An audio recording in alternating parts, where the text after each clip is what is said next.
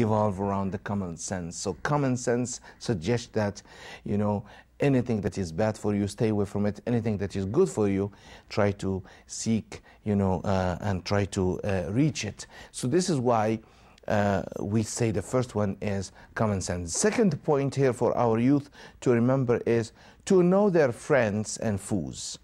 Everyone should know his friends and his foes.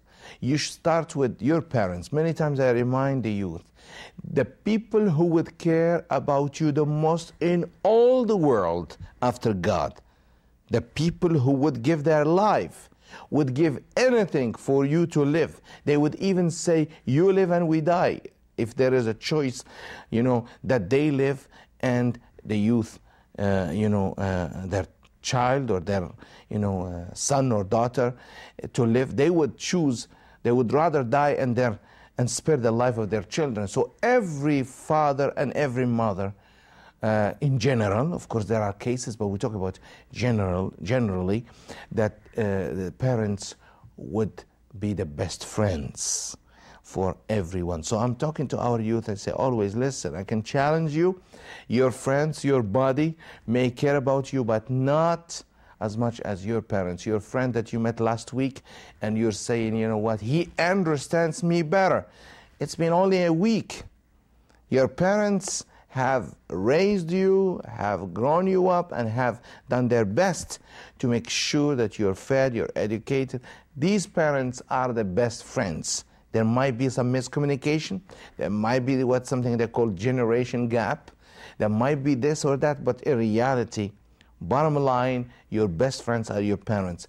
And of course, your best friends who are your mates, whether at school, whether at work, they are those who care about your interest.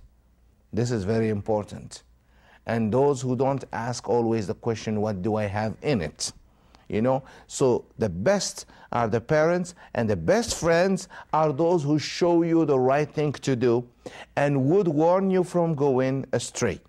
These are the real friends, the friends who build you, not the friends who destroy you, the friends who advise you, and not the friends who, you know, attract you to do something bad. So know your friends from your enemies. Sometimes your foes, your enemies, you think they are your best friends because they are not telling you your defects. They tell you you're awesome, you're great, you're amazing, and they know that you're not, and you're just going down, and then they are doing this to just make sure that you're always less than them, and they're always better than you, and they would tell you these things. But the real friend would tell you the advice. If he or she sees the defect, would tell you, listen, like a good friend tell you, wait, fix your hair. It doesn't look good before you go on television or before you go and speak. So, wait, I see something in your eye. Somebody who doesn't like you wouldn't say such things. Say, oh, just go, you look great. Because they want to see you in a bad way. So a good friend, a mother, a good spouse, wife or husband would tell to the other, wait, let me fix this. Let me fix your tie. Let me fix your suit. Let me fix your hat. Why? Because they care. They love you. They want to see you in the best way. Similarly, a good friend would never wish for you to look bad or to be embarrassed or to be in an awkward situation. So that's why you need to know your friends and your foes. Very important. And of course, God Almighty says in chapter 25, this beautiful verse, look at it. God Almighty says, on that day, the wrongdoer will bite at his hands. He will say, oh, would that I had taken a path with the messenger.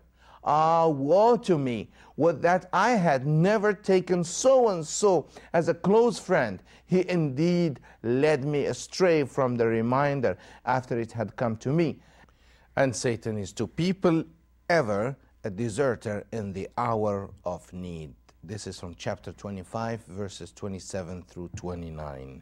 This is just one of the verses. There are many verses, and we will be back after these messages.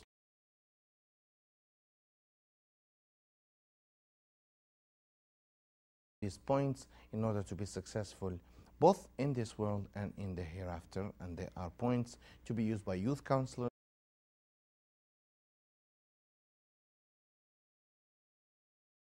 Of course, youth face in general and people face in their life. I have already spoken about the two major points, and I said, let's revisit the list again. Number one, use common sense. Know your friends and foes. And number three, know your strengths and weaknesses.